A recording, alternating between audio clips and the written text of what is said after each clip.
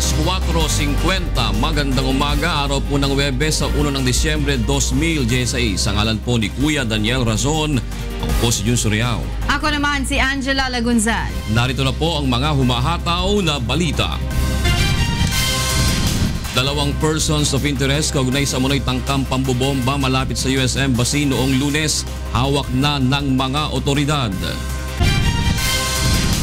Mga sundalong nasugatan sa bakbakan sa Maute Group sa Butig, Lanao del Sur, binisita ni Pangulong Rodrigo Duterte. 50 hanggang 70 political prisoners posibleng mapalaya bago ang paggunita sa Human Rights Day sa susunod na linggo. Muling pagbubukas ng mga butika ng bayan sa iba't ibang lugar sa bansa, pinag-aaralan na ng pamahalaan. At isang ginang na mayroong mayoma matagumpay na naoperahan sa tulong ng serbisyong kasangbahay ng UNTV at De Los Santos Medical Center. Hawak na ngayon ng mga otoridad ang dalawang itinuturing na persons of interest kaugnay ng umano'y tangkang pambobomba malapit sa Embahada ng Estados Unidos sa Maynila noong Lunes. Narito ang hatol na balita ni Leslie Lomboen. Isinasailalim na sa interrogation sa Manila Police District Headquarters ang dalawang itinuturing na persons of interest sa umano'y tangkang pambobomba sa Rojas Boulevard noong Lunes. Inimbitahan ng pulisya ang dalawa na sinasabing nagmula sa Bulacan at Caloocan City. Ang isa sa mga ito ay kinilalang si Raison o Rashid Kilala, 34 anyos at residente ng Barangay Bagong Bayan, Bulacan. Ayon kay NCRPO Chief Director Oscar Albayalde, may pagkakahawig ang isa sa mga ito sa computer-generated sketch ng suspect sa tangkang pambobomba na inilabas ng PNP kahapon. Nabuo ang sketch batay na rin sa mga nakuhang detalye mula sa mga informant. Hindi naman nagbigay pa ng ibang detalye ang MPD hinggil sa isa pang person of interest dahil hindi pa natatapos ang kanilang investigasyon. Ayon kay Albayalde, posibleng iharap ngayong araw sa media ni PNP Chief Director General Ronald De La Rosa ang mga nasabing persons of interest depende sa magiging resulta ng kanilang investigasyon. Leslie Lomboen, UNTV News and Rescue, Philippines. Wala pang ipinatutupad na polisiya ang pamahalaan hinggil sa pakikipag-usap sa Maute Local Terrorist Group. Ito ang pinahayag ng Malacanang sa kabila ng pahayag ni Pangulong Rodrigo Duterte na nais itong makipagkaibigan sa teroristang grupo upang matigil na ang kaguluhan sa Butig, Lanao del Sur. Ayon sa palasyo, ang pahayag ng Pangulo ay nagpapakita lamang ng sinseridad ng administrasyon sa pagsusulong ng kapayapaan sa bansa. The expression was made because the President wants to exhaust all means on how to achieve peace and order in the country.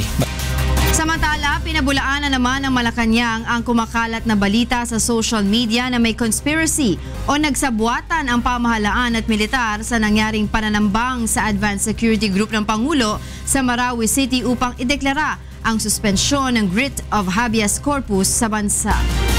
Samantala, nakahandang gumamit ng marahas na hakbang ang bagong pinuno ng Bureau of Corrections upang tuluyang malinis ang New Bilibid Prison sa iligal na droga at katiwalian. Narito ang hatol na balita ni Roderick Mendoza. Sa kabila ng mahigpit na seguridad na ipinatutupad ng PNP Special Action Force at paglalagay ng signal jammers, may nakakalusot pa ring mga kontrabando sa New Bilibid Prison. Aminado ang bagong Bucor Director na si retired Police Chief Superintendent Benjamin De Los Santos na nagiging mapamaraan ang mga bilanggo sa pagpupuslit ng mga kontrabando. Kaya't handa siyang gumamit ng marahas na hakbang upang matuldukan na ang problema ng droga at katiwalian sa Bilibid. If necessary, exert drastic measures to finally get rid of this menace. Drugs, crime, corruption. Ayon sa opisyal, mahirap isipin ang isang pasilidad para sa pagbabago ng mga bilanggo ay nagiging pugad ng mga kriminal na nakakapaghanap buhay pa at nakakapagbigay ng karangyaan sa kanilang pamilya. Either they reform or they die. There are many ways of dying naman. Marami nga daw tumatalo na lang. Marami na-overdose. Tututukan din ang bagong hepe ng Bucor na maipatupad sa kabuuan ang modernization program ng ahensya upang mabigyan ng maayos na pasahod at pagsasanay ang mga prison guard. I hope we could put up also a correctional academy where we could professionally train correctional officers. Pinalitan ni De Los Santos si dating Bucor OIC Rolando Asuncion na bumaba na sa pwesto nitong Lunes. Tiwala naman si Justice Secretary Vitaliano Aguirre sa kakayahan ng retiradong general na maipatupad ang reformang ninanais ng Administrasyong Duterte sa Bilibid. Roderick Mendoza, UNTV News and Rescue, Manila. Nakahanda ang House Committee on Justice na magsampa ng disbarment case at ethics complaint laban kay Senator Laila De Lima sakaling mabigo itong sagutin ang inihain nilang show cause order. Una nang sinabi ng senadora na hindi niya kikilalanin ang kautusan ng lower house at haharapin niya ang anumang reklamo na ihahain laban sa kanya. Narito ang hataw na balita ni Nel Maribuhok. Tatlong option o hakbang ang nakikita ngayon ng House Committee on Justice sakaling baliwalain ni Senator Laila De Lima ang inihain nilang show cause order.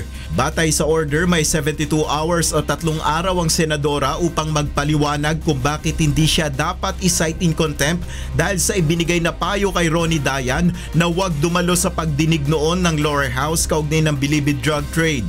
Sa panayam ng programang Get It Straight, sinabi ni Committee Chairman Congressman Reynaldo Umali na bukod sa criminal case ay posible silang magsampa ng disbarment case o ethics complaint laban sa senadora. Kung hindi niya po sasagutin, ay ibig sabihin talagang merong defiant yung attitude, ay sa aking pagkakarinig kay Congressman Pariñas ay 3 bagay. Pwede siyang filean ng disbarment.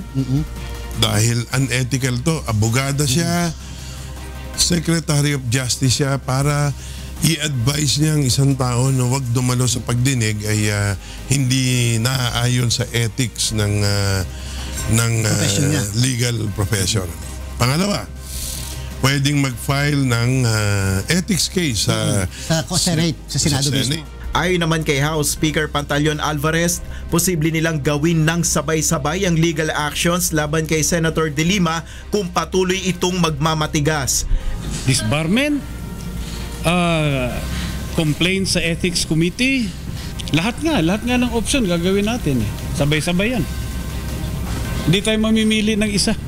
Naninindigan rin si Congressman Umali na wala silang nilalabag sa umiiral na interparliamentary courtesy sa Kongreso na posible umanong magresulta sa pagkakaroon ng constitutional crisis. So hindi naman tayo magkakaroon ng tinatawag na yung pag-violate ng interparliamentary courtesy na tinatawag, or at the same time na baka mag-lead sa tinatawag din na constitutional crisis. Nung kami magharap ng pamunuan ng Senado, kasama ako si Congressman Pariñas siya kasi Speaker, ay sabi niya, sige, ipadala niyo yung show cause order. Yes, sir. Diretso, tinanong kami kung kanino, ito po ay para kay Senator De Lima, hindi po para sa inyong. Giit ng mga mambabatas, paggalang sa lower house ang kanilang inihingi sa pagsagot ni Senator De Lima sa inihaing show cause order. Nel Maribuhok, UNTV News and Rescue, House of Representatives. Hinikayat ng Department of Labor and Employment o DOLE ang publiko na agad isumbong sa kanila ang mga kumpanya na nagpapatupad ng illegal contractualization upang mapatawan ng kaukulang parusa. Narito ang hataw na balita ni Victor Cozare. Nagsagawa ng protesta ang ilang labor groups kasabay ng paggunita sa anibersaryo ng kaarawan ng bayaning si Andres Bonifacio. Muling iginiit ng mga nagpoprotesta ang pagpapatigil sa kontraktualisasyon o endo system at ang pagkakaroon ng pantay na minimum wage sa buong bansa. Ayon kay Department of Labor and Employment Secretary Silvestre Bello III, may isinasagawa na silang pag-aaral upang gawing pantay-pantay ang minimum wage gaya ng binanggit ni Pangulong Rodrigo Duterte noong panahon ng kampanya. Kasi alam nyo, nasa isip ng presidente. Kasi sabi niya, kaya tayo may overpopulation in Manila dahil mas mataas ang sweldo doon. 491. Dito sa atin, meron 280, may 290, ganon.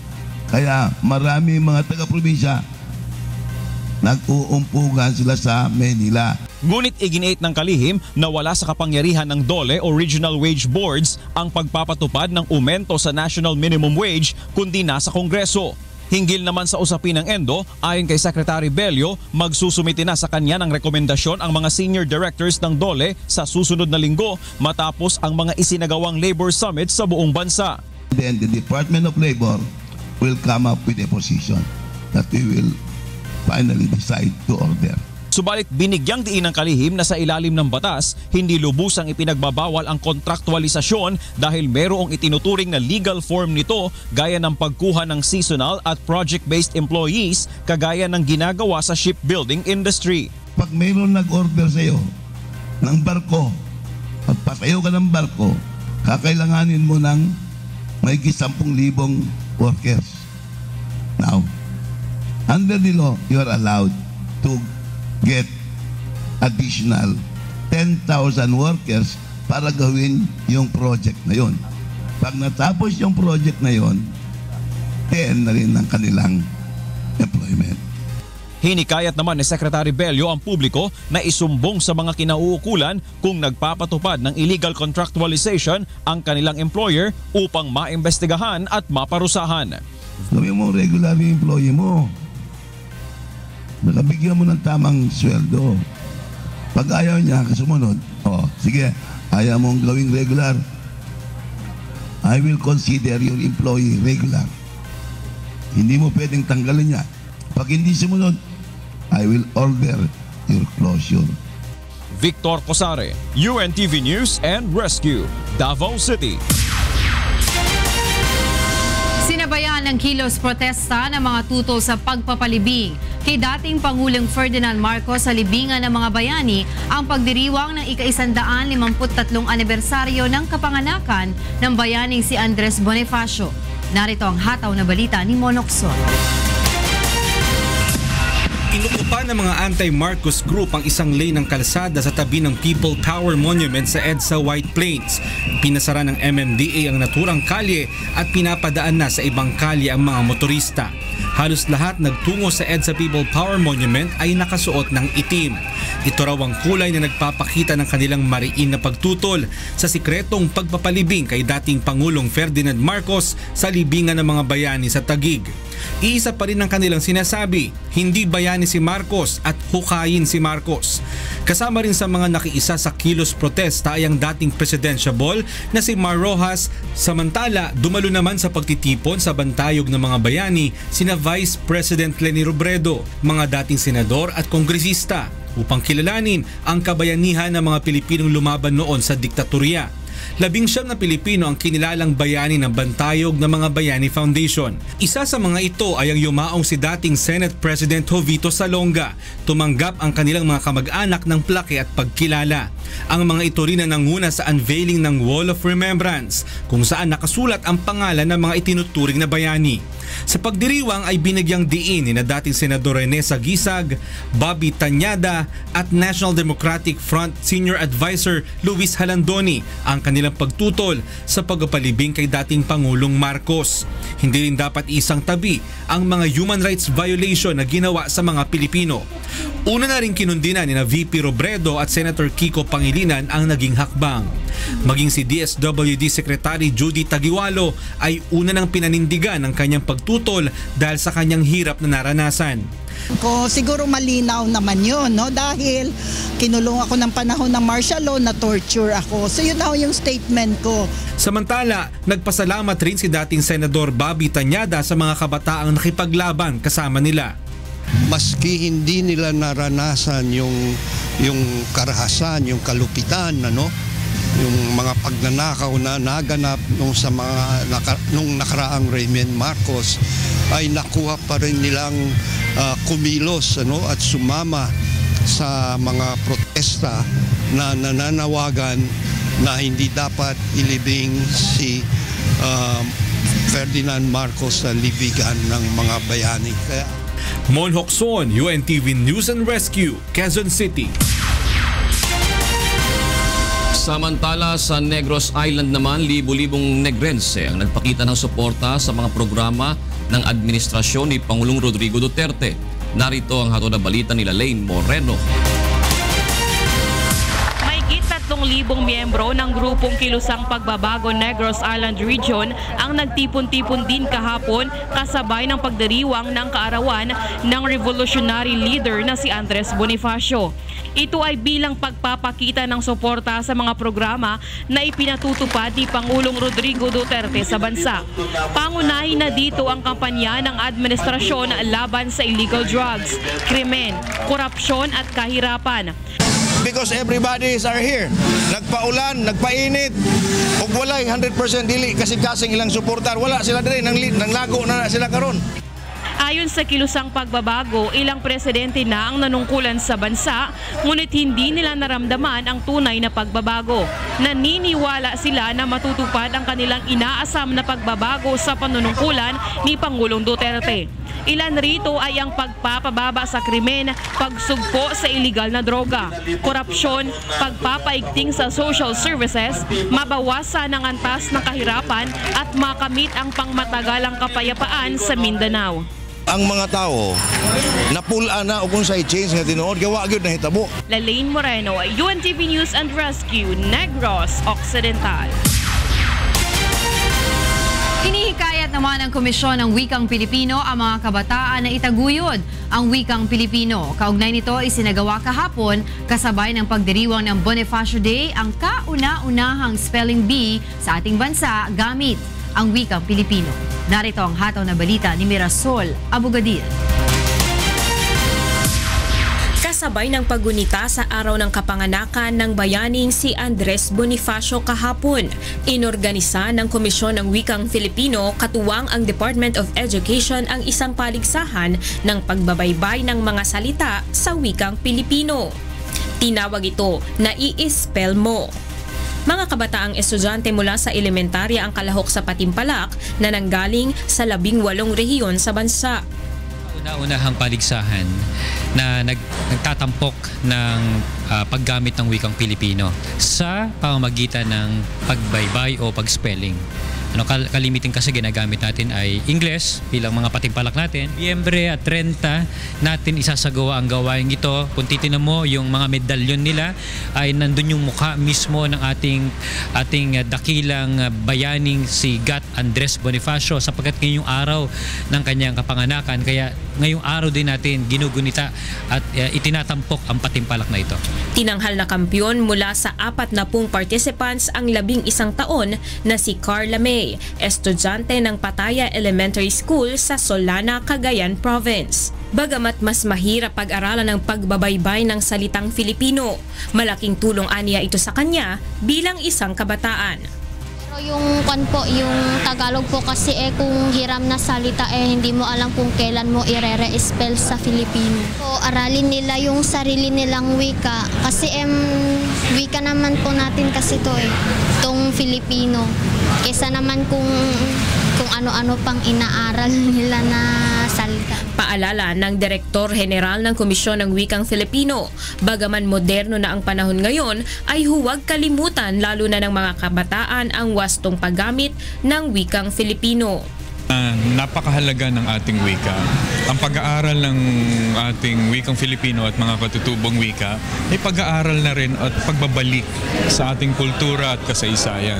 Inaanyayahan rin ang mga kabataan na lumahok at makiisa sa mga programa ng kagawaran ng edukasyon at sa mga patimpalak gaya nito upang malinang ang kakayahan ng mga kabataan at maitaguyod ang wikang Filipino. Mirasol Abugadil, UNTV News and Rescue, Quezon City.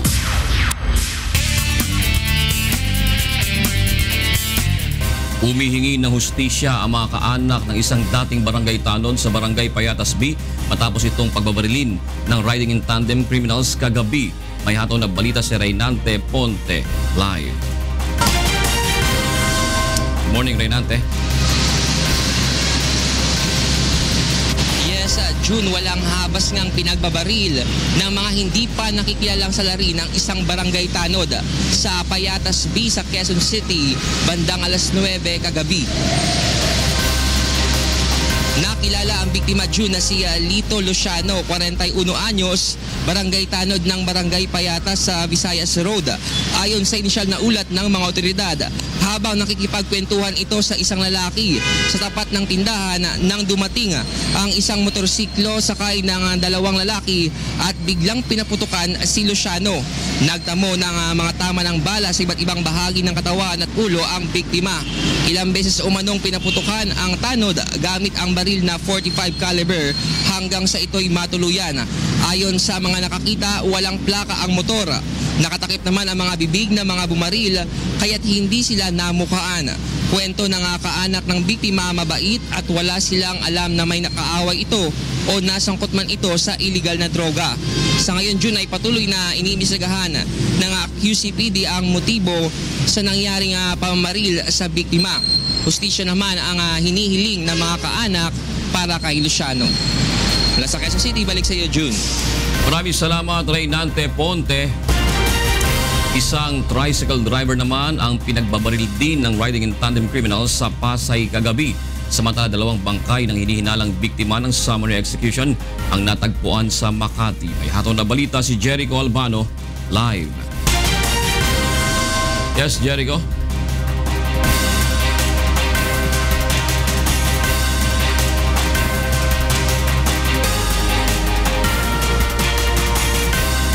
Babalikan po natin ang ulat na yan ni Jericho Albano.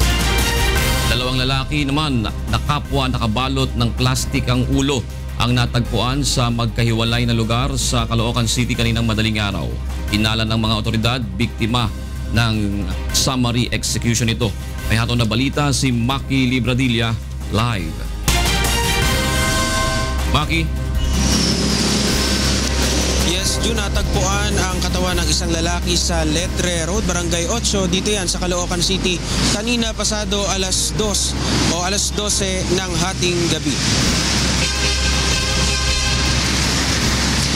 Nakabalot ng plastik ang ulo at may tama ng saksak sa ilalim ng baba ang hindi pa nakikilalang lalaki. Nakakita rin ang mga tauhan ng soko ng karatula sa katawan ng lalaki kung saan nakasulat ang mga katagang "Huwag akong tularan", "Pusher ako", "Snatcher ako", "Sorry sa mga nabiktima ko", "Bawi na kayo", "Bayad na ako". Sa di naman kalayuan, natagpuan rin ang isa pang katawan ng lalaki na nakabalot din ng ulo sa C3 Road, Barangay 21, mag-aalas 2 kaninang madaling araw. Nakatuwad ang biktima at nakagapos ng tape ang mga kamay nito. Sa pagsisiyasat ng soko, nakitaan din ito ng karatula subalit hindi pa mabasa dahil puno ito ng dugo. Ayon sa witness, 4 na putok ang narinig sa lugar. Mabilis umanong tumakas sa mga sospek na sakay ng 3 motor na nag-iwan sa katawan ng lalaki. Sa ngayon ay naalam pa ng otoridad ang pagkakakilanlan ng mga biktima. Yan muna ang latest. Balik sa iyo, Jun. Maraming salamat, Maki Libradilla, nag-uulat mula sa Caloocan City. Balikan po natin ang ulat ni Jericho Albano hinggil po sa isang tricycle driver na pinagbabaril ng riding in tandem criminals sa Pasay at sa isang bangkay naman na natagpuan dyan sa Makati. Jericho? Yes, June, dead on the spot ang isang tricycle driver matapos ng tambangan ng riding in tandem criminals dito sa lungsod ng Pasay pasado alas 10 kagabi. Hindi bababa sa 3 tama ng 45 o 45 na kalibre ng baril ang tinamo ng biktima sa ulo at katawan. Kinilalang biktima na si Jerry Tulalian alias Sakto. Ayon sa mga otoridad, tinambangan ito ng 2 sakay ng motorsiklo na parehong naka-helmet pagkatapos nitong maghatid ng pasahero sa naturang lugar. Na-recover sa napatay na biktima ang isang sachet ng hinihinalang shabu. Patuloy na inaalam ng mga otoridad ang nasa likod ng pananambang. Samantala, June, 2 bangkay naman ng lalaki na nakabalot pa ng garbage bag at packaging tape ang natagpuan sa Station Street, Barangay Pio del Pilar sa Makati. Nakita sa garbage bag ang isang papel kung saan nakasulat ang mga hashtag na nagmahal, nasaktan, nagtulak at namatay. Natagpuan ang 2 bangkay sa madilim na bahagi ng kalye sa gilid ng riles. Hindi bababa sa 10 basyo ng hindi pa matukoy na kalibre ng baril ang nakita sa crime scene. June, sa ngayon ay patuloy ang investigasyon at inaalam na ng mga otoridad ang pagkakakilanlan ng mga biktima. Yan muna ang ating balita, June. Maraming salamat, Jericho Albano.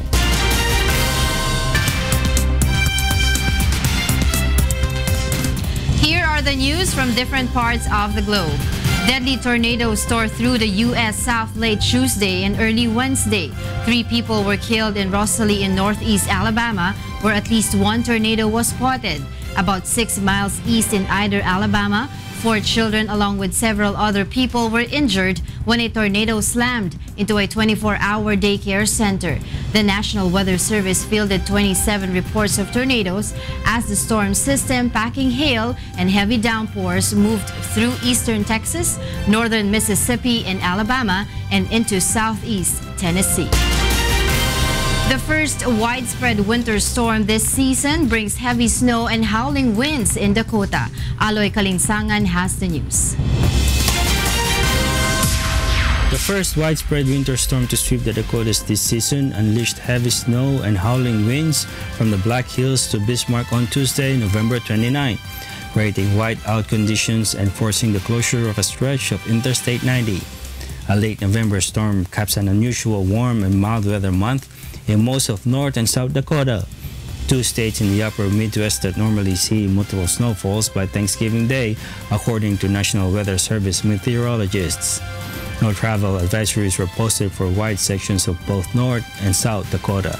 Among areas hardest hit was a swath of southwestern South Dakota around the Black Hills, where severe blizzard conditions prompted authorities to close a 45-mile stretch of I-90 between the town of Spearfish and Rapid City, the state's second-largest urban area.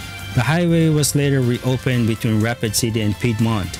No serious injuries were reported, but conditions grew so dire that snowplow operations were suspended in some places. Sustained winds of 30 to 40 miles per hour were common across the region, according to the National Weather Service. Wind chill values were expected to plunge into the teens to 10 degrees below zero Fahrenheit. Overall, winter storm warnings or advisories remain in effect for most of the western 2/3 of the Dakotas, extending into eastern Montana and northeastern Wyoming. Aloy Kalingasan, UNTV News and Rescue, Los Angeles, California. And that is the report of Aloy Kalingasan. Moving on, thousands of South Koreans protest over President Park Geun-hye's remarks about leaving her fate for the National Assembly to decide following the parliamentary decision on shortening her presidency term. President Park is facing an investigation into whether she allowed her longtime friend Choi Soon-sil to influence political decisions for personal gain. The president's decision meets with strong opposition from the 3 main opposition parties, as the shortening of her 5-year term indicates the revision of the constitution that would take at least 1 year or longer.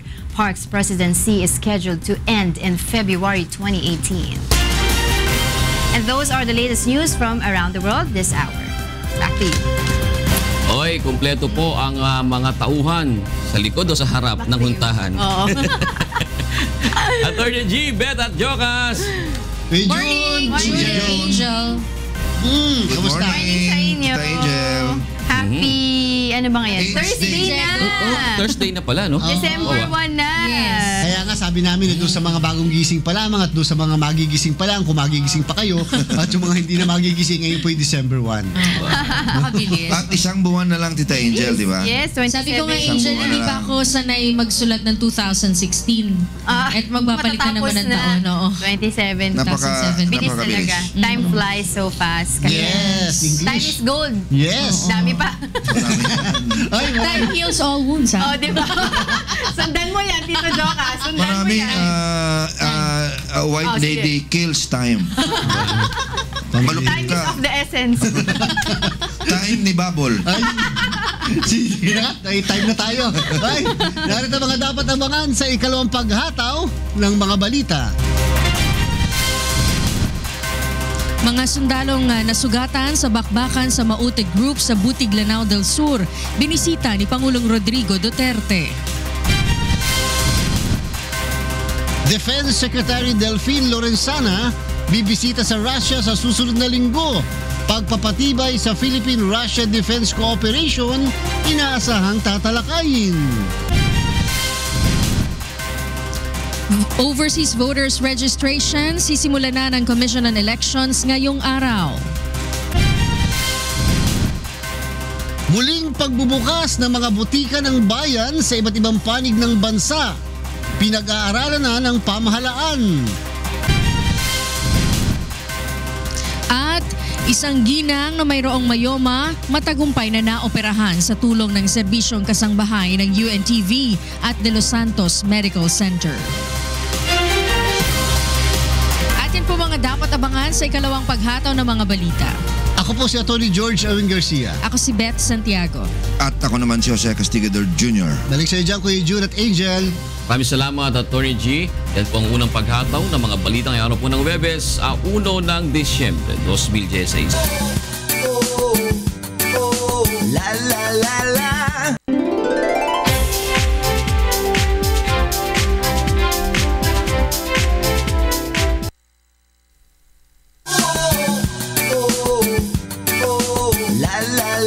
Kung rin at sa inyo, maraming salamat dyan. Punta natin sina Kuya June at Angel para sa ikalawang paghataw ng mga balita.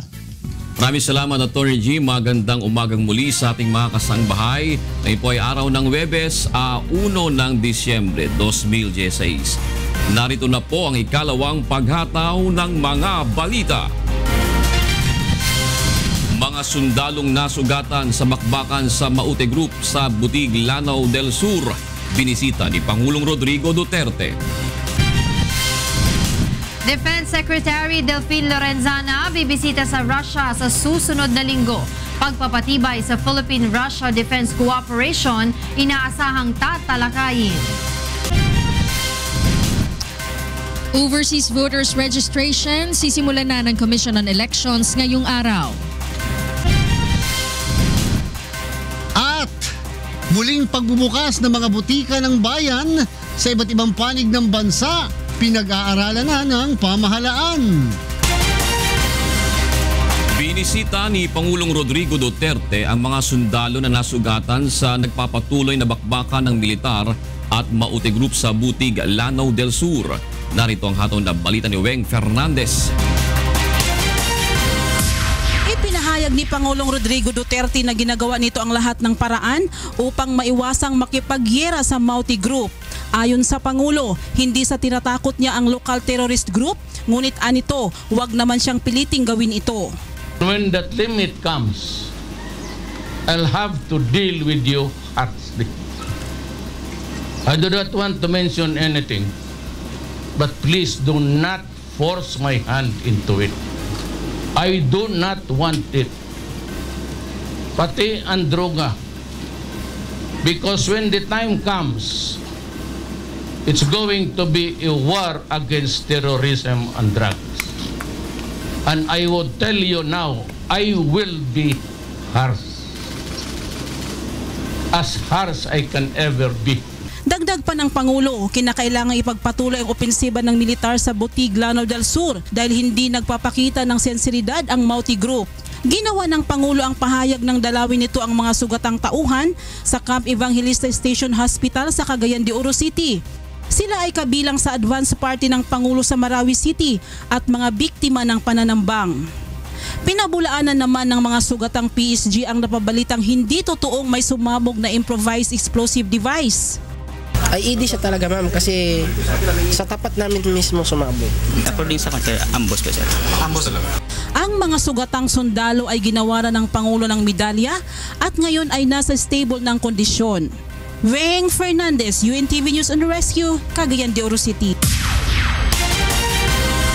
Aalis patungong Russia sa susunod na linggo si Defense Secretary Delfin Lorenzana upang maghanap ng mga bagong kagamitan para sa Armed Forces of the Philippines.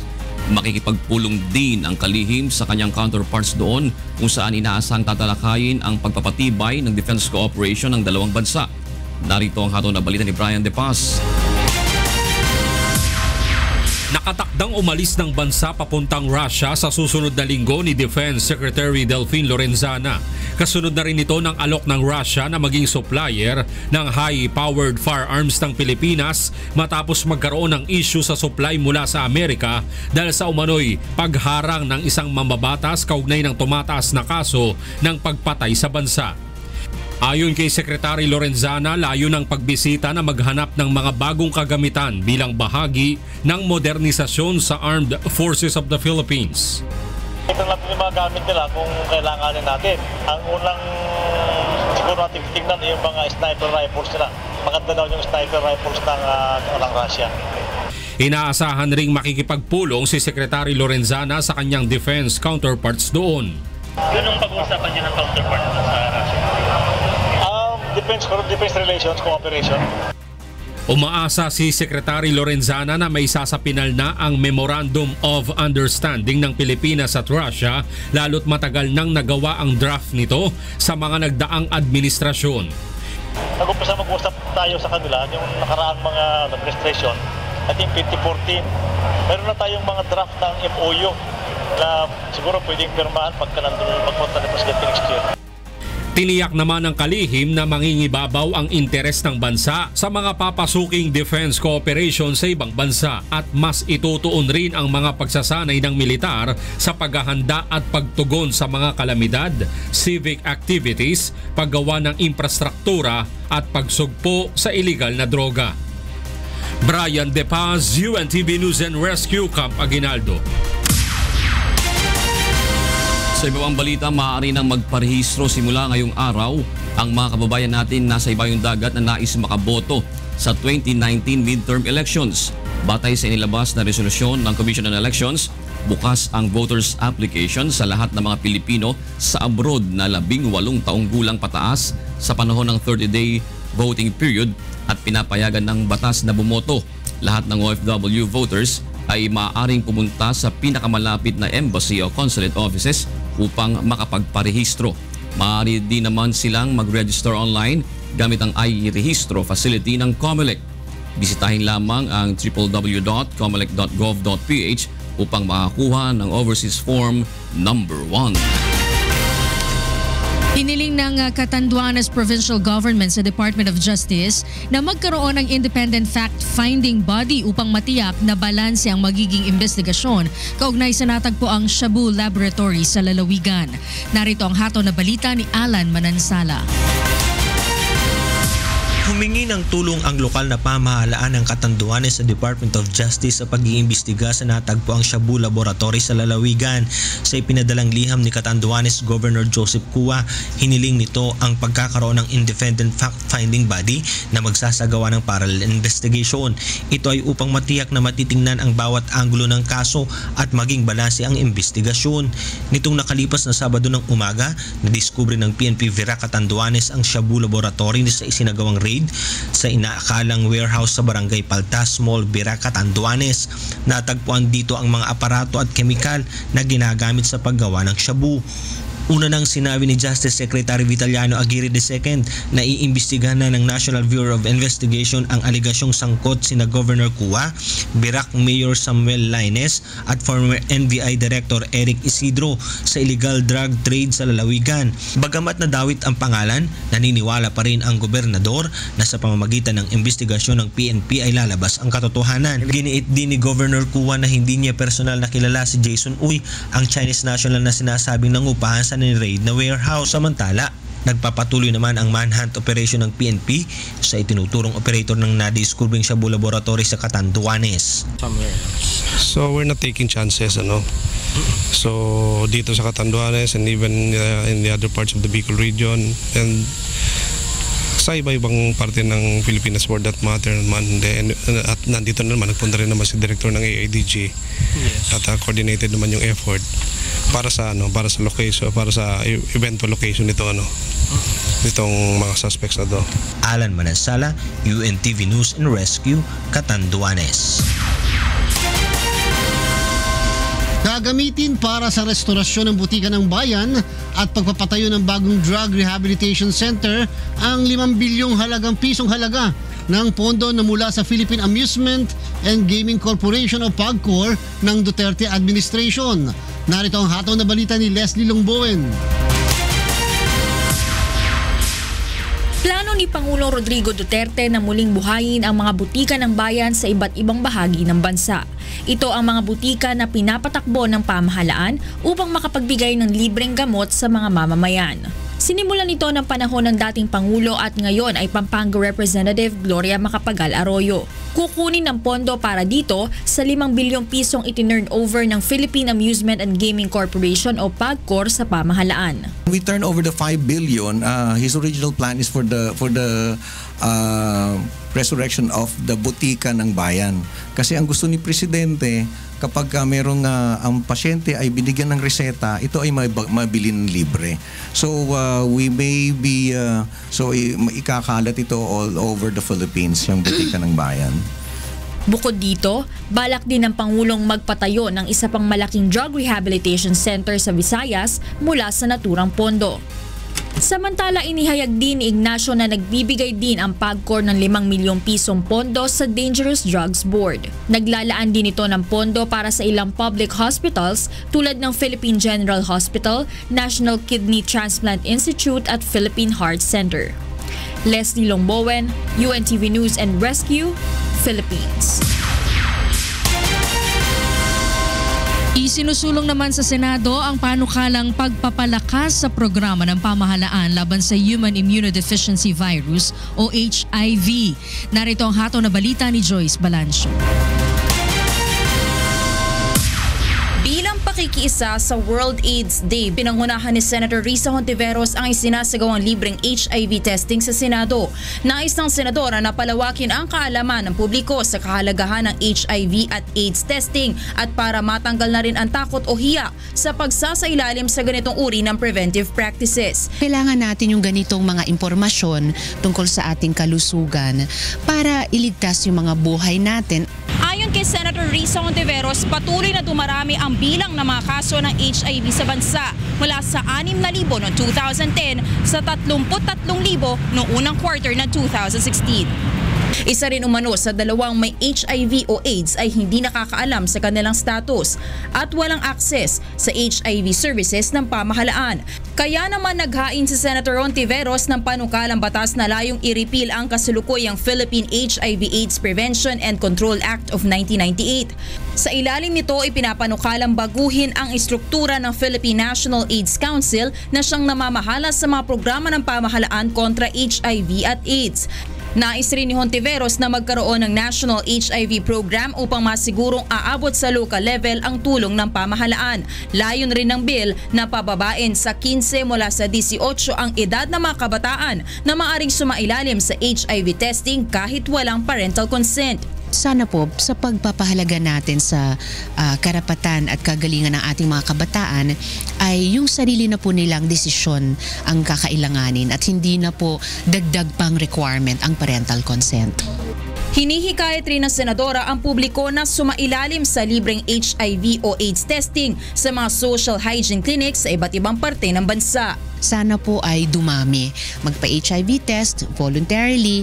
At kung malaman naman na positive ay i-undergo yung treatment o yung regimen na kakailanganin. Joyce Balancio, UNTV News and Rescue, Quezon City. Tunay-tuneladang deformed steel bars ang nakatambak pa rin ngayon sa isang bodega sa Subic. Ayon sa Bureau of Customs, hindi nila papayagang mailabas ang mga ito hanggat walang naipakikitang katunayan ang importer nito na pumasa ang kargamento sa Philippine National Standards. Narito ang hatol na balita ni Aiko Miguel. Tinitiyak ng Bureau of Customs na hindi nila hahayaang ilabas ang tinatayang nasa 5,000 tonelada ng bakal na nasa isang bodega sa Subic hanggat hindi ito napapatunayang nakapasa sa Philippine National Standards. Buwan ng Abril lang magpalabas ng alert order ang Bureau of Customs sa media kaugnay ng deformed steel bars na lulan ng isang MV Well Faith mula sa Shanghai, China at dumaong sa Subic noon ring Abril. Nagka-hold ang mga kargamento matapos matuklasan na wala itong import permit. Kasalukuyan na ring sinusuri ng Department of Trade and Industry at Bureau of Products and Standard ang mga nasabing bakal upang matiyak na hindi ito substandard. Hindi yan makakalabas dun sa bodega dun sa Subic hanggat di natin matiyak na they pass the Philippine standard. That's why we are now requesting DTI BPS to give us result of the prior shipment. Nakapangalan sa Manage Resources Trading Corporation at naka-address sa Unit 1203, 1204, 1 Global Place, Bonifacio Global City ang kargamento. Ayon sa United Filipino Consumers and Commuters, ang katuwang ng BOC sa pagmonitor ng importation transactions sa bansa, questionable ang nakasaad na halaga sa ilang dokumento ng steel cargo. $5 and then naging $16. So medyo doon pa lang may question na, pero ang dapat talaga ay ang tingin namin nasa $25 US. No? So malayo pa rin per ton. Lugi pa rin yung gobyerno. So ito'y pinadala namin yung liham na yan para ma-actionan nga. Aiko Miguel, UNTV News and Rescue, Bureau of Customs. Patuloy nang nagsasagawa ng revalidation ng Department of Agriculture sa mga inisyong permit matapos matuklasan ang talamak na permit recycling ng ilang importer. Rerebisahin rin nila ang proseso ng online import permit application upang masawata ang smuggling at iba pang illegal na transaksyon. Narito ang hato na balita ni Ray Pelayo. Dumagsa ang mga importer sa tanggapan ng Department of Agriculture sa Quezon City mula nang magpatupad ang ahensya ng agarang review at revalidation ng mga sanitary at phytosanitary o SPS documents at import permits. Noong nakarang linggo, mahigit sa 2,300 ang kanilang na-revalidate na permit at natuklasan nila na ang ilang pribadong kumpanya ay gumagamit ng recycled permits. Ang ilan sa mga ito ay umabot pa sa 180 ang hawak na permit, ngunit hindi naman lahat ay ginagamit. If they're legitimate and law-abiding importers, I think they should be happy with this because finally we're cleansing their ranks of fictitious importers. Ayon sa kalihim, ang revalidation ay paraan din upang masugpo ang talamak na smuggling sa mga produktong agrikultura gaya ng sibuyas. May ginagawa pa niyang hoarding ang mga sindikato ngayon kung saan iniimbak ang mga imported na sibuyas at inilalabas lamang kasabay ng anihan ng mga lokal na magsasaka ng sibuyas. Yun ding nag-hoard na yun, sila din bibili ng sibuyas ng mga farmers at controlled prices. So totally they're in control, no? Plano rin ng ahensya na baguhin ang proseso ng pag-a-apply ng permit online upang matiyak na lehitimo ang importer at papasukin itong transaksyon. We will improve this by copying what the US Embassy does. No? Pag-apply ka ng visa, online pwede ka mag-apply. Okay? Pero pag withdraw mo na ng visa mo, personal appearance ka na. Nangako naman ang kalihim na sisisantihin nila ang sinumang mapatutunayang sangkot sa korupsyon sa ahensya. Ray Pelayo, UNTV News and Rescue, Quezon City. Maaari pa rin makuha sa tanggapan ng Manila International Airport Authority o MIAA ang mga terminal fee na hindi na refund ng mga overseas Filipino workers. Narito ang hataw na balita ni Mon Hokson. Tiniyak ng Manila International Airport Authority na maaari pa rin makuha ng mga overseas Filipino worker ang mga terminal fee na hindi nila na-refund. Ayon kay MIA General Manager Ed Monreal, kailangan lamang ipakita ng mga OFW ang kanilang ticket upang makakuha ng refund. Ngunit paglilinaw ng MIA, ang hawak lamang nila na terminal fee ay ang mga nai-remit sa kanila ng airline companies. Pag nakabayad ho sila at meron ho silang boarding pass na umalis ho sila at lumipad, dito po sa MIAA pupunin yun. Pero kung ang pasahero po ay hindi ho umalis at hindi ginamit ang ticket, sa airline po siya pupunta.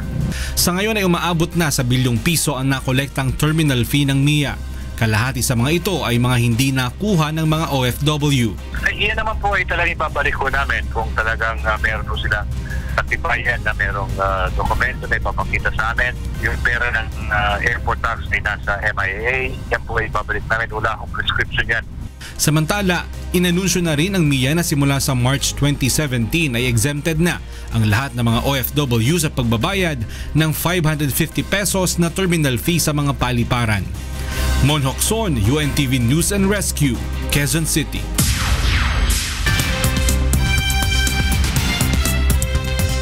Here are the latest news from different parts of the world. Authorities detained a dormitory manager and 5 other officials after a fire killed at least 12 people and injured 24 others, mostly schoolgirls, in the southern province of Adana in Turkey. European Affairs Minister Omar Selik says the fire was thought to have been triggered by an electrical fault. but the incident sparked accusations from the opposition of lax regulation and criticism of an education policy which has seen a growing number of such dormitories set up to house poor students from rural areas with no state schools. Adana Mayor Huisayin Soslu says it was likely that the door to the fire escape was locked. But Deputy Prime Minister Vaisi Kainak, who visited the scene, says it is an allegation that would be investigated. Russia's top acquired immune deficiency syndrome, or AIDS, specialist says the human immunodeficiency virus, or HIV, has become the most dangerous infectious disease in the country.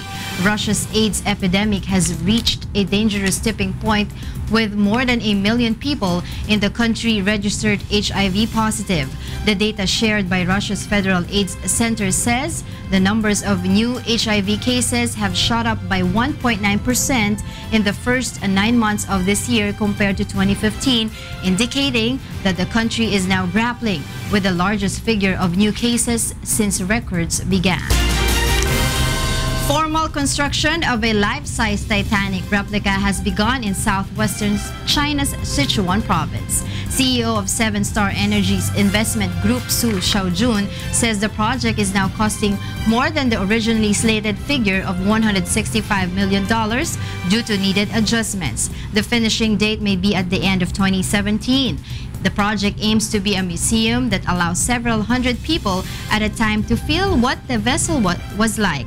It will also offer tourists a simulation of the original Titanic's iceberg collision and sinking. The massive and luxurious Titanic sank on April 15, 1912 during its maiden voyage from the English port of Southampton to New York, taking more than 1,500 lives with it. And those are the news from around the globe. At para naman po sa mga karagdagang balita, bumisita lamang po sa aming website, ang untvweb.com. At abangan sa ikatlong paghataw ng mga balita. 50 hanggang 70 political prisoners posible nang makalaya bago ang paggunita sa Human Rights Day sa December 10. Daan-daang libong relief goods para sa mga posibleng biktima ng kalamidad nakahanda anumang oras ayon sa DSWD. Panibagong sanctions sa North Korea kasunod ng isinagawa nitong pinakamalaking nuclear test ipinatupad ng United Nations. Isang ginang na mayroong mayoma matagumpay na naoperahan sa tulong ng serbisyong kasambahay ng UNTV at De Los Santos Medical Center. At yan po ang ikalawang paghataw ng mga balita sa umagang ito ng Huwebes sa 1 ng Disyembre 2016. Magbabalik po ang Good Morning, Kuya. La la la la.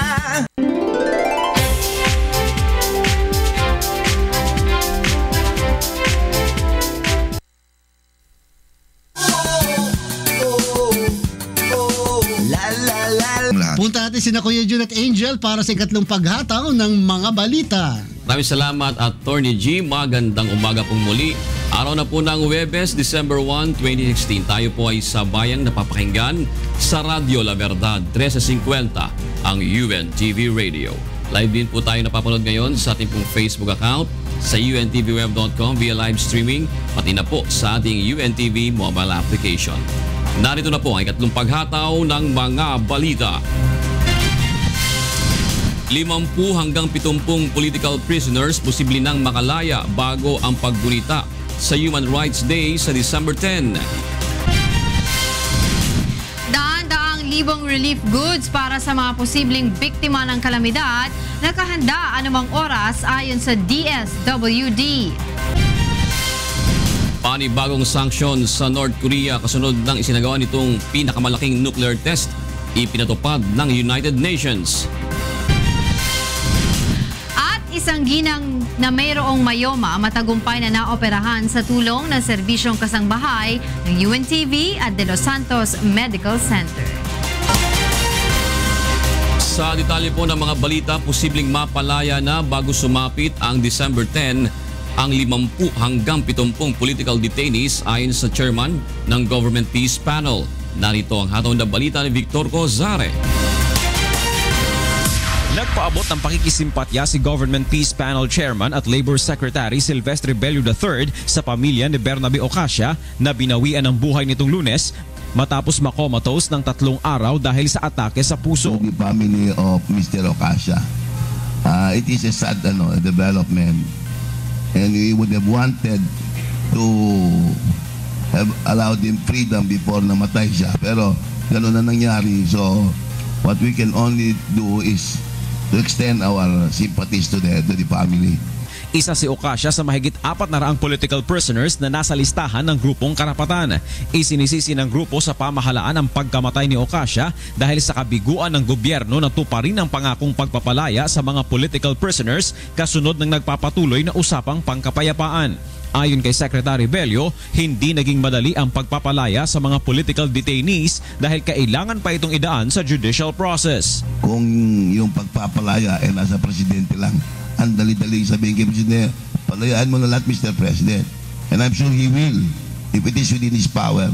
Kaya lang, meron yung tinatawag na judicial process at dadaan ito sa husgado. So it may take some time.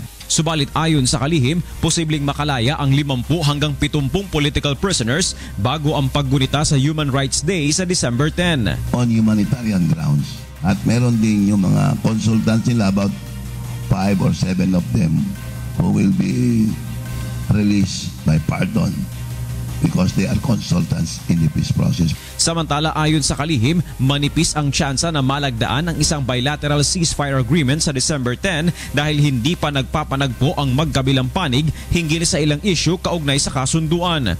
Sa January 18 to 25 naman magaganap ang third round ng formal talks sa Rome, Italy. Victor Cosare, UNTV News and Rescue, Davao City. Patuloy nang nagsasagawa ng repacking ng relief goods ang Department of Social Welfare and Development bilang paghahanda sa pagdating ng mga kalamidad. Narito ang hataw na balita ni Rosalie Coz. Anumang panahon na tamaan ng bagyo ang bansa, may nakahandang relief pack ang DSWD na maaaring agad na ipamahagi. Ayon kay DSWD Secretary Judy Tagiwalo, 100,000 family packs kada araw ang kayang i-produce sa kanilang warehouse sa Pasay City. Kumpara sa dating manual repacking, ngayon ay may mga makina nang ginagamit para mapabilis ang trabaho. Laman ng isang family pack ang 6 na kilong bigas, 4 na lata ng sardinas, 4 na lata ng karne norte at 6 na sachet ng kape o cereal drink. Sapat ito para sa 2 araw na kain ng isang pamilyang may 5 miyembro. Sa panahon lalo na ng kalamidad, ng disaster na kailangan ng ating mamamayan ng tulong, magtulungan ho tayo, ipaabot natin sa mabilis at maagap na paraan ang mga relief goods na para sa kanila. Maliban sa Pasay, may kaparehas ding warehouse at equipment ang DSWD sa Cebu habang kasalukuyan ng ginagawa ang isa sa General Santos City. Plano pa ng DSWD na magtayo ng isa pang warehouse sa Cagayan, Isabela na maaaring paglagyan naman ng mga relief goods para sa mga lugar sa Region 2. That will provide relief goods not only to Cagayan, Isabela but also to the Cordillera Administrative Region. Samantala, isang warehouse din ang ibinigay ng Australian government sa DSWD kung saan maaaring magsagawa ng training ang kanilang mga tauhan. This project with the warehouse was about a $3 million project, but the total sum of our assistance to the Philippines on an annual basis is about $81 million. Rosalie Coz, UNTV News and Rescue, Philippines.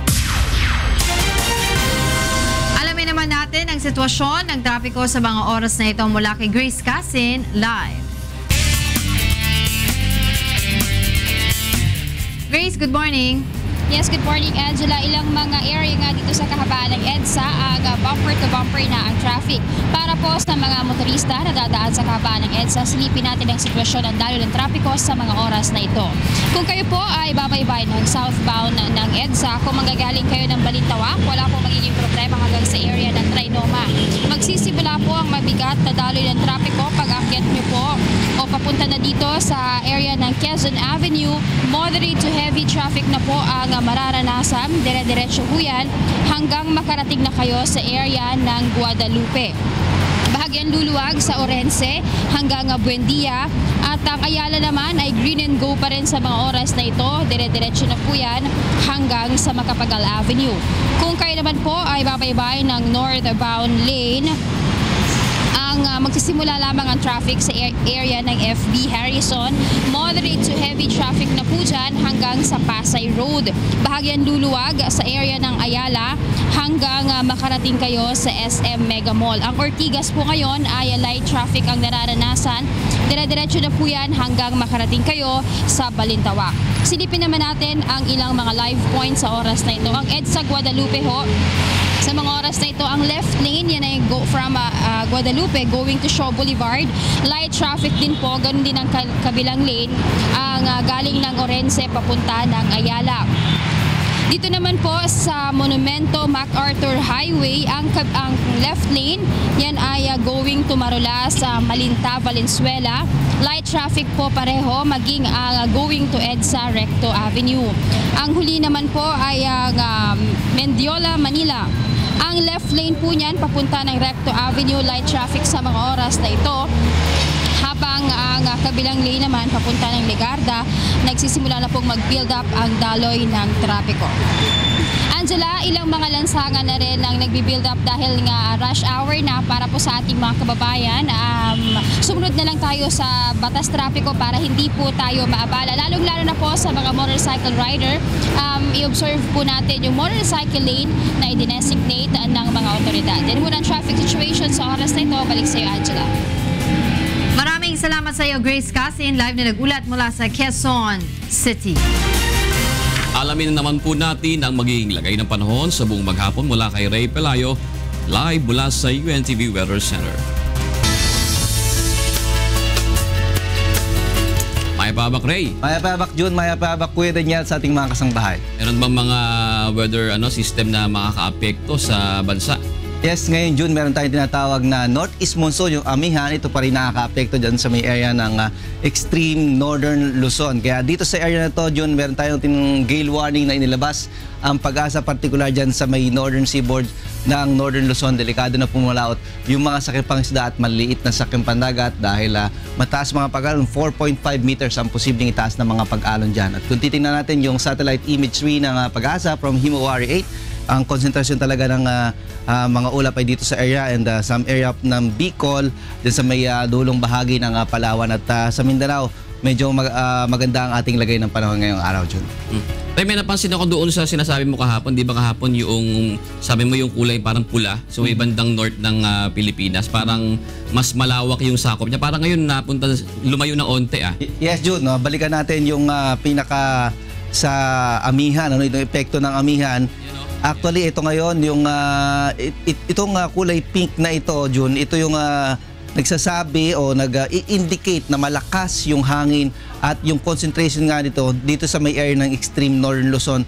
Yung amihan ayon sa Pag-asa sa until weekend, hindi ito masyadong bababa dito sa may area ng Central at Southern Luzon hanggang sa Metro Manila, kundi mananatili dito lamang sa may extreme northern Luzon. Pero kahapon, mas malakas, mas matingkad yung kulay nung pink dito at ngayon medyo mas mas banayad na yung mga pag-aalon kumpara dun sa kahapon. So, inasahan ba itong maghapon sa Metro Manila ay magiging maulan o kasi kahapon yung parang sabi daw nila nagka-cloud seeding lang daw yung para daw yung sa mga nagrarally sa particular na Tama ba yun, Ray? Generally, makulimlim tayo yung dito sa Metro Manila, pero yung mga volume ng ulan hindi ganun karami dyan. Meron lang mga pag-ambon tayong mararanasan, pero may mga part ng araw natin makulimlim tayo dyan. Okay. Sige, Ray, bigay mo na magiging layo ng panahon sa maghapon. Narito po magiging ng panahon sa mga susunod na oras. Yung pong tinatawag na natin na amihan, Northeast Monsoon, nakaka-apekto dyan sa may area ng extreme northern Luzon. At sa forecast po ng Pag-asa, yung area po ng Batanes at Babuyan at Calayan, yung mga isla po na yan, makakaranas po ng mahinang mga pagulan. Pero yung Metro Manila at nalabing bahagi ng Luzon, makakaranas naman po ng magandang lagay ng panahon. Pero may mga chance pa rin na magkakaroon ng isolated rain showers and thunderstorms. Sa Size Garden sa Quezon City ngayong araw, maaari pong mabot sa 33 degrees Celsius ang maximum temperature, 28 sa Tuguegarao, sa may area po ng Baguio 15 to 23 at 31 sa may area po ng Puerto Princesa City sa Palawan. Sa Visayas area, partly cloudy to cloudy skies. Yung pong Samar at Leyte, mas malaki naman ang chance na magkaroon ng thunderstorms. Sa Iloilo City at Metro Cebu hanggang 32 degrees Celsius ang posible pong maitalang maximum temperature ngayong araw. 30 naman sa may area ng Tacloban City. Ang Mindanao po ay makakaranas din ng magandang lagay ng panahon. Yun po Caraga Region naman, meron pong maranas sa mga pagulan, pagkidlat at pagkulog. Sa Cagayan de Oro City, maaari pong mabot sa 31 degrees Celsius ang maximum temperature. 32 sa Metro Davao and 33 sa may area ng Zamboanga City. Alamin po natin lagay ng panahon sa mga karatig bansa ng Pilipinas. Unahin na po natin dyan sa may area ng Seoul, South Korea, kung saan posible pong bumaba sa 3 degrees Celsius ang temperatura. Meron pong mga pag-ulang mararanasan. Samantalang sa Tokyo hanggang as low as 5 degrees Celsius. Light rains po ang ating ina-expect. Sa may area naman po ng Taipei, Taiwan hanggang 21 degrees Celsius ang posible pong maitalang maximum temperature. Sa Beijing, China, -1 ang posible pong ibagsak ng temperatura. Partly cloudy lamang po dyan, maganda pong lagay ng panahon. Ganyan din po sa may area ng Hong Kong, pero ang temperatura ay maaari pong umabot sa 21 degrees Celsius. Sa Bangkok, Thailand naman ay maganda pong lagay ng panahon. Maaari pong umabot sa 33 degrees Celsius ang temperature. Sa Vietnam po, 24 at 33 naman sa may area po ng Ho Chi Minh. Meron pong mga pagulan, pagkidlat at pagkulog. Sa Kuala Lumpur, Malaysia, hanggang 33 degrees Celsius ang posible namang maitalang maximum temperature with rain showers and thunderstorms. Halos ganun din po ang magilagay ng panahon sa may area ng Singapore, while sa may area ng Jakarta, Indonesia, hanggang 33 degrees Celsius. Samantala, ang atin pong sunrise, 6:05 a.m. Atin naman pong sunset, 5:25 p.m. Yan ang ating ulat panahon. Umulan man po tumaraw, huwag natin kalilimutang pasalamatan ang Diyos na lumalang. Balik po sa inyo dyan. Maraming salamat, Ray Pelayo. Alamin naman natin ang iba pang balita sa iba't ibang panig ng bansa mula sa Davao City. Ihatid sa atin ni Victor Cosare ang ating mga balitang Prom D. Maibuntag, Victor. Maayong buntag June, maayong buntag kang Kuya Daniel ug una sa mga balitang Prom D. Nagdungan sa pagpatigayon og demonstrasyon ang mga taga-suporta ni Presidente Rodrigo Duterte ug ang mga anti-Marcos group subay sa pagsaulog sa Bonifacio Day kagahapon. Ang balita gitutukan ni Gladys Tuabi. Nagkaabot ang mga grupong anti-Marcos ug pro-Duterte sa Plaza Independencia sa Cebu City aron ipadayag ang ilahang nagkalain-laing baruganan. Gipanguluhan sa Cebu Citizens Assembly against Marcos burial ang lihok protesta nga gilangkuban sa mga kabatanunan sa pinaghiusa nga simultaneous nationwide protest kontra sa paglubong sa kanhing Presidente Ferdinand Marcos sa libingan ng mga bayani. Nga nitsan pagit sila sa among gitsan ni adto. Marcos, Hitler, diktador, tuta. So akong message, no, masabi na sa mga millennials, ipadayon ninyo ang pakigbisog kamong nasugdan.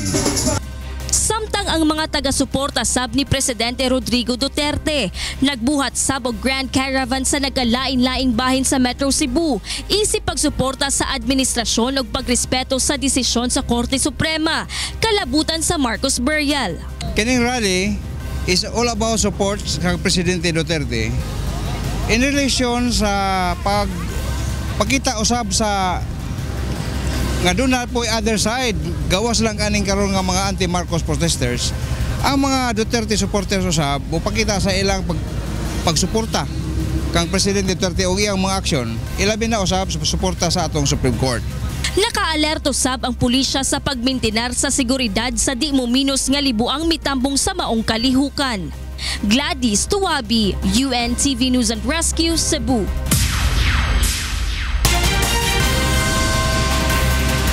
Usa ka tuig na ang milabay human matukod ang Police Regional Office 18 og mikabat na sa kapin 30,000 ka mga drug users sa Negros Island ang misurrender sa mga otoridad. Ang detalye gikan kang Lalaine Moreno. Ginasaulog subong nga adlaw sang Police Regional Office 18 ang una nga tuig sang anibersaryo sang pagkatukod sini sa isla sang Negros. Suno sa PNP, dako ang nabulig sa seguridad kag kalinong sa pagkatukod sa Regional Police Office nga magatutok sa isla. Hindi pareho sang nagligad nga yara sa Iloilo City ang Regional Police sang Negros Occidental, kagiyara sa Cebu City naman ang Negros Oriental. Naglabot sa masobra 30,000 ka drug users sa isla ang nagsungka sa mga otoridad sa padayon nga pagpatuman sang Oplan Tokhang sang PNP. At least mga 10 sachets yung nakukuha natin. Almost average tayo ng daily na yan. Ang na-arrest natin is average of 5 daily.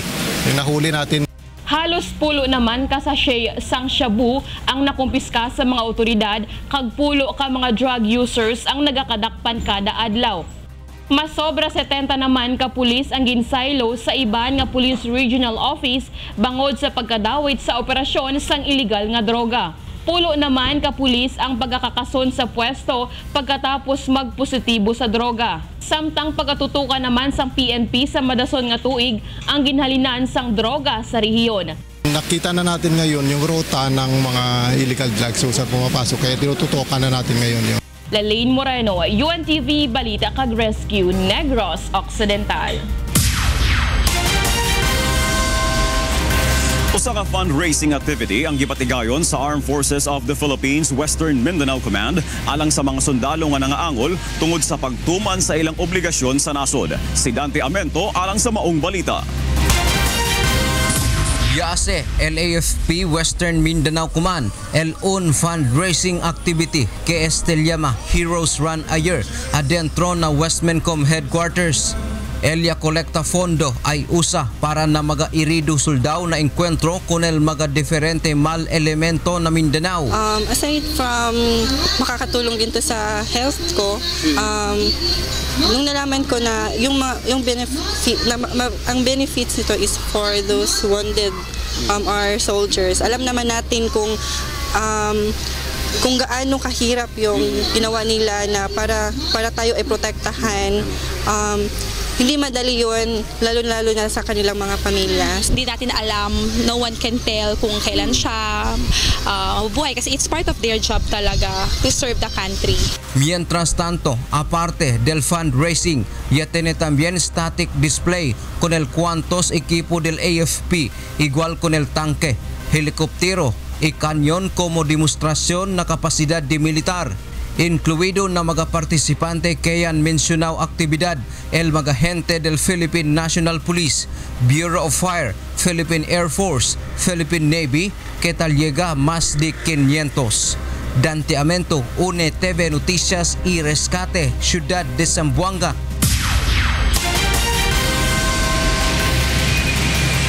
Og kana ang kinatibukan sa atong mga balitang Promdi karong buntag. Gikan diri sa Dakbayan sa Davao, balik diya sa Kauluhan June. Daghang salamat Victor Cosare.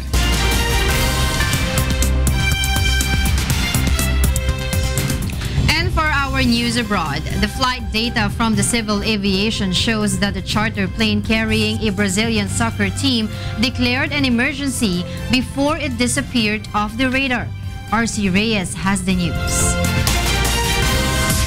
Las cajas negras del avión charter que se estrelló fuera de Medellín, Colombia, ya fueron recuperadas este martes. Las autoridades dicen que ya están investigando todos los datos registrados, mientras que las operaciones de búsqueda y rescate se encuentran todavía en marcha en el sitio. El Abro RJ-85 iba en la ruta desde Santa Cruz, Bolivia, hacia Medellín este lunes por la noche, cuando se estrelló cerca de Río Negro, Colombia, con 72 pasajeros y 9 tripulantes a bordo. La policía dijo que hubo 5 sobrevivientes, mientras que otro pasajero murió en el hospital. El equipo de fútbol completo chapecoense estaba también a bordo, así como varios periodistas.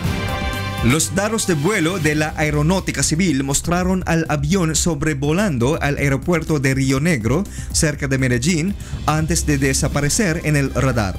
Los funcionarios del aeropuerto dijeron que el piloto declaró una emergencia a los funcionarios del control de tráfico aéreo, asegurando que había ocurrido una falla técnica. En el documento final que tanto Bolivia como nosotros manejamos, se habla de una total falla eléctrica en el último momento.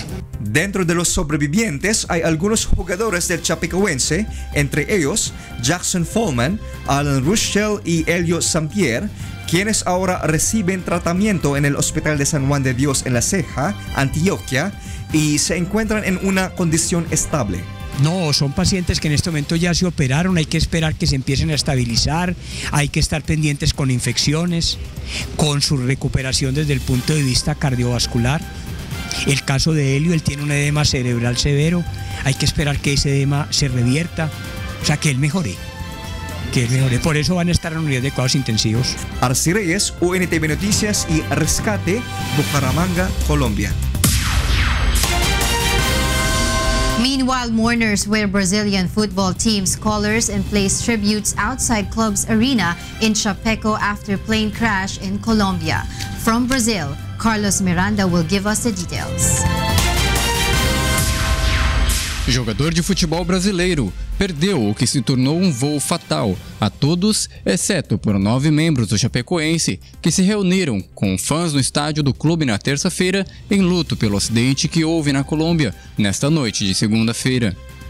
O time viajava num voo fretado para jogarem na final da Copa Sul-Americana, o maior jogo na história do clube, e colidiu contra as montanhas colombianas após uma falha elétrica, matando 75 pessoas a bordo.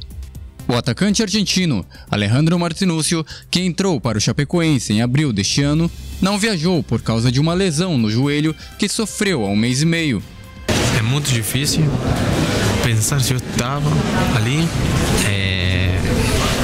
pensar que por que não esteve e eu não estava, é difícil, é muita coisa pela cabeça. Nós acabamos de conversar com o ministro Leonardo Pisciani, conversamos com embaixadores do Itamaraty, que estão em contato permanente com o governo da Colômbia e tem informações muito positivas em relação ao tratamento que será dado aos corpos, no sentido que deverá ser um trabalho muito rápido. Os melhores times do Brasil se ofereceram a emprestar jogadores ao Chapecoense para a próxima temporada, depois que o pequeno clube do Sudeste perdeu quase todos os seus jogadores. Na terça-feira, os times também pediram na Confederação Brasileira de Futebol que dessem 3 anos de isenção de rebaixamento, o processo em que os times são postos em uma classificação inferior se não tiverem um bom desempenho. A final de hoje foi cancelada e todos os jogos para a próxima semana no Brasil foram adiados. Carlos Miranda, UNTV Notícias e Resgate, Brasil. In other news, the United Nations Security Council imposes new sanctions on North Korea, which aims to cut the country's annual export revenue by a quarter in response to Pyongyang's 5th and largest nuclear test in September. The 15-member council has unanimously adopted a resolution to slash North Korea's biggest export, coal, by about 60%, with an annual sales cap of $400.9 million or 7.5 million metric tons. The U.S. drafted resolution also bans copper, nickel, silver, and zinc exports and the sale of statues by Pyongyang. North Korea has been under UN sanctions since 2006 over its nuclear and ballistic missile tests. It conducted its latest nuclear test on September 9.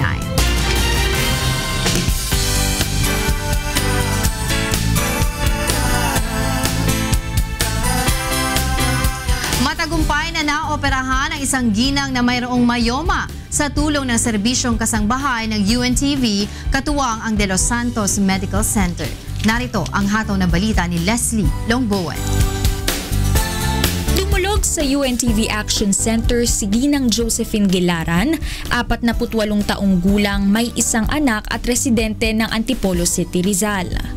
Ito ay upang ihingi ng tulong ang ilang buwan na niyang nararamdamang pananakit ng balakang. Ang September 21 nang-start yung pain, doc. Tapos yun, pina-check up ko. After sabi UTI. Tapos lang 26 yun na. Ang sakit siya. Tapos yun, na-confine ako. Doon nakita, nag-CT scan o ultrasound, doon nakita na may myoma. Inilapit naman si Aling Josephine ng programang Serbisyong Kasangbahay sa isa sa ating mga partner in public service, ang De Los Santos Medical Center, upang masuri. Matapos ang isinagawang medical examinations, isinailalim na siya sa total abdominal hysterectomy. Ito kapag dinuksan na natin, yung nandito sa Sa side na ito, yun yung cyst ng ovaryo, pati yung tubo. Ito naman yung close-up ng myoma. Okay, ang laki ng myoma kasi mga 6 centimeters siya. Yung cyst mas malaki, mga around 8 centimeters. Pero inalisa natin buo, yung iniwan natin, as mentioned, yung kanang ovaryo and tubo, yan ang buong myoma na yan. Yan po ang nagsasanhi ng malakas na pagre-regla ni nanay. Yung pain naman, mas ina-attribute natin doon sa cyst. Lubos naman ang pasasalamat ni Aling Josephine sa lahat ng tumulong sa kanyang matagumpay na operasyon.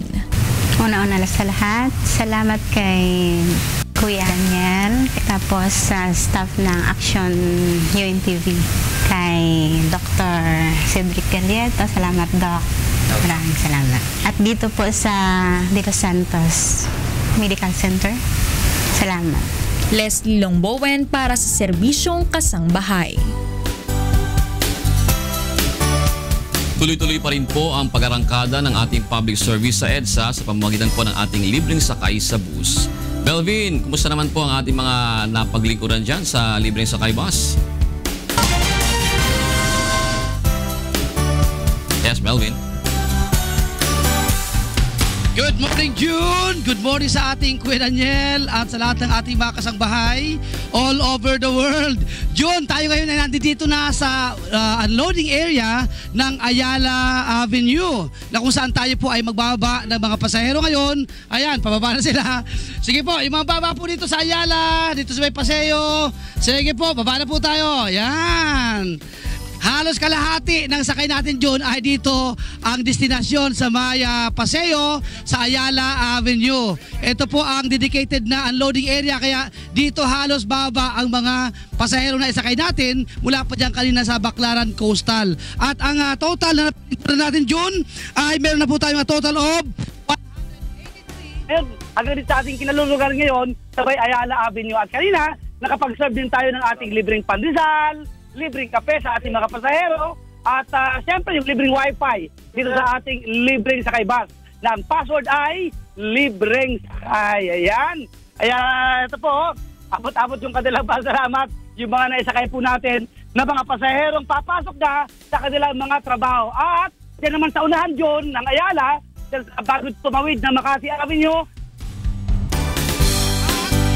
unahan dyan ng Ayala, dyan sa bago tumawid na Makati Avenue, yan naman ang dedicated na loading area na kung saan inaasahan natin tayo makakapagsakay pa ng mga pasahero namang maililibre natin sa umaga pong ito. Siyempre, ito yatid sa atin ng programang Good Morning Kuya ni Kuya Daniel Razon at ng programang Ang Dating Daan ni Brother Eli Soriano sa kanilang advocacy na ang paggawa ng mabuti ay hindi magbubunga ng masama. Balik muna sa inyo, Sir John. Okay, maraming salamat, Melvin Arbo. Para sa iba pang humahataw na balita, bumisita lamang sa aming website, ang untvweb.com. At yan po ang mga humahataw na balita ngayong araw po ng Huwebes, December 1, 2016. Sa ngalan po ni Kuya Daniel Razon, ako po si Jun Suriao. Ako naman si Angela Lagunzan. Susunod na po ang programang Bawal ang Pikon, Get It Straight with Daniel Razon.